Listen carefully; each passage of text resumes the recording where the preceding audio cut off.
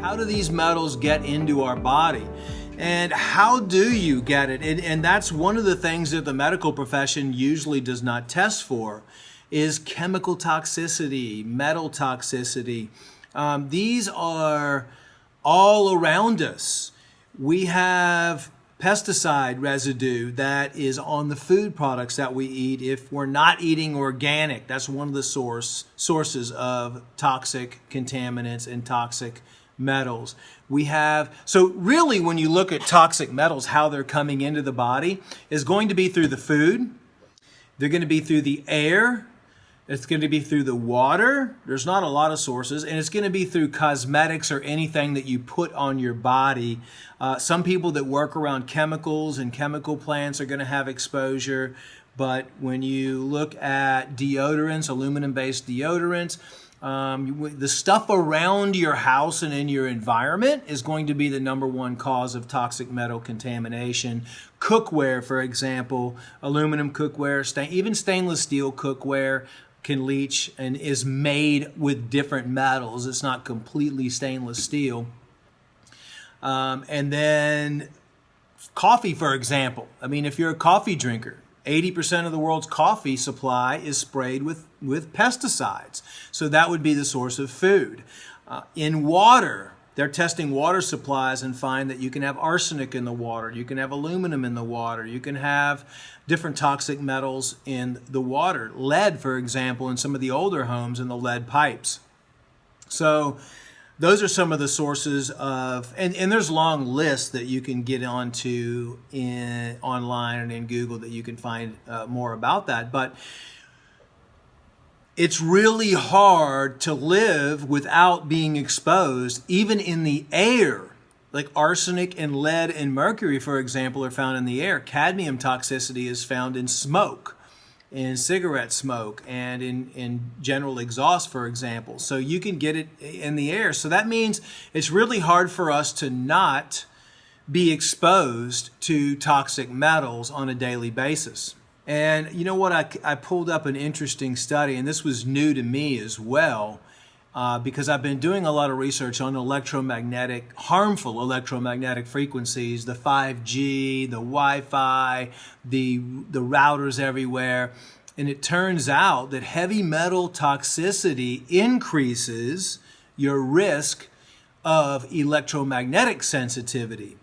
Not only that, but there was a study done by Navy scientists that was using methylene blue and injecting rats with methylene blue.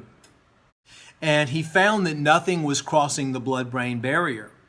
Well, the next thing they did was they exposed these rats to electromagnetic frequencies, the same ones, the same frequency range as cell phones. And as soon as they did that, the methylene blue went into the brains of the rats.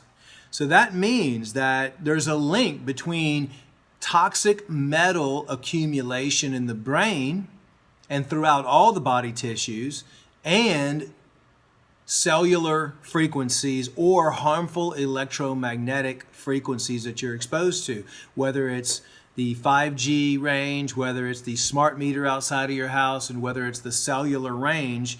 This is all brand new research, and believe it or not, it's hard to find research on this because it's been buried by the cellular companies. They don't want you to know how damaging Wi-Fi can be. They don't want you to try to stop the 5G from coming into action, and brain cancers are rampant. I mean, that's a whole nother subject that we can talk about later. But I do want you to know that it is associated, electromagnetic frequencies are associated with metals. What happens when you expose metals to, so let's say you're eating the food, drinking the water that have the metals in there. How are they going to permeate through the bowel and get into your bloodstream? The majority of people, because of the acid foods that they eat, because they're drinking sodas, because they're eating genetically modified foods, because they have aspartame, we all have situations that all disease starts in the gut.